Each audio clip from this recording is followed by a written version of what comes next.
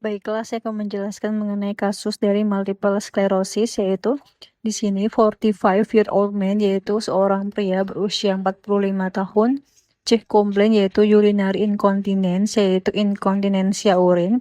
History adalah diagnosed with multiple sclerosis one year ago. Didiagnosis multiple sclerosis sejak 1 tahun lalu.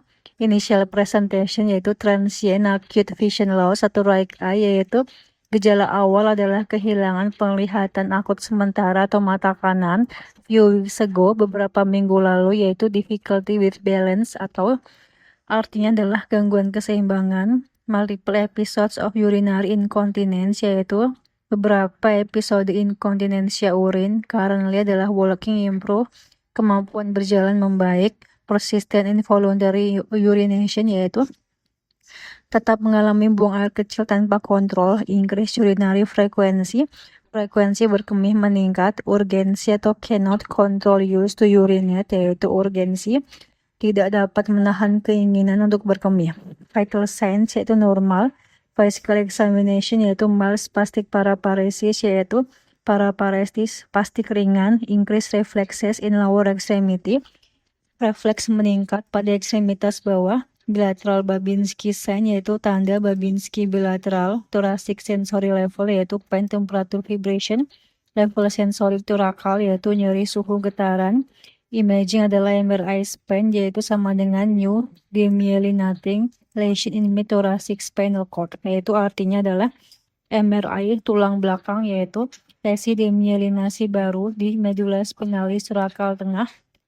Yaitu which of the following abnormality is most likely found on urodynamic studies, yaitu artinya manakah dari berikut ini yang paling mungkin ditemukan pada pemeriksaan urodinamik, yaitu A. Bladder hypertonia, yaitu B. Bladder delayed bladder emptying, C. Elevated urethral pressure, D.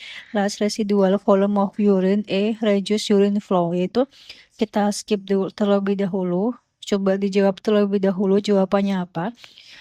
Jawaban yang paling benar yaitu A. Bladder hypertonia. Kemudian juga clinical reasoningnya yaitu di sini clue utama kasus yaitu seorang pria berusia 45 tahun, kemudian juga multiple sclerosis atau MS, ada lesi baru di medula spinalis atau thoracic, yaitu gejalanya berupa urinary frequency yaitu sering kencing, urgensi atau tidak bisa menahan, inkontinensia. Tanda UMN yaitu adanya spastic refleks meningkat, Babinski positif. 2 adalah pola berpikir kunci. MS sama dengan demyelination of CNS, lesi di spinal cord yaitu upper motor neuron lesion atau UMN. Efek ke kandung kemih yaitu hilang kontrol inhibisi dari otak. Mekanisme yang terjadi adalah normalnya adalah otak menahan kontraksi bladder, pada kasus yaitu lesi UMN menyebabkan rem hilang sehingga bladder jadi overaktif atau spastik. Konsekuensi ke fungsi kandung kemih yaitu kontraksi itu berlebihan, relaksasi terganggu, distensi buruk, pengosongan tetap bisa. Kemudian juga kenapa muncul gejala itu frekuensi meningkat yaitu karena cepat kontraksi, urgensi karena tidak bisa ditahan, inkontinensia karena kontraksi tiba-tiba, tidak ada retensi itu karena kontraksi masih kuat. Temuan urodinamik yaitu bladder hypertonia, yaitu residual urin kecil atau normal. Nah, kunci pembeda yaitu spastic bladder atau UMN, yaitu gejala utama adalah urgensi plus frekuensi. Flaccid bladder yaitu lesinya adalah MN, yaitu gejala utama adalah retensi plus overflow. Inti logika adalah MS sama dengan yaitu lesi spinal atau UMN hilang kontrol, bladder overactive menyebabkan urgensi plus inkontinensia sehingga terjadi bladder hypertonia. Mnemoniknya adalah UMN sama dengan urgensi, LMN sama dengan large residual.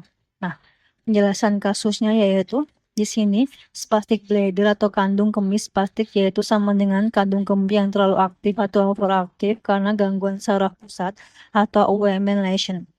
Etiologi adalah penyebab utama multiple sclerosis pada kasus ini cedera yaitu medula spinalis, stroke itu jarang.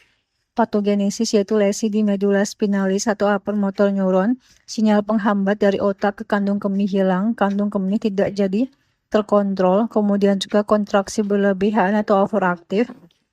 4 yaitu patofisiologi normal yaitu otak rem menahan kencing, yaitu pada kasus ini rem hilang sehingga bladder jadi mudah kontraksi atau hipertonia, tidak bisa relaksasi itu atau distensibilitas menurun, tapi kontraksi masih kuat, yaitu urin tetap keluar, jadi residual urin sedikit atau normal.